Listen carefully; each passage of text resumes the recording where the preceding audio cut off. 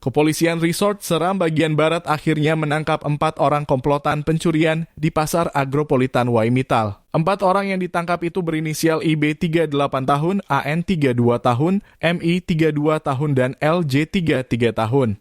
4 orang ditangkap atas tindak pidana pencurian. Mereka merupakan komplotan sindikat yang seringkali beroperasi di Pasar Agropolitan Waimittal, kata Kapolres SBB.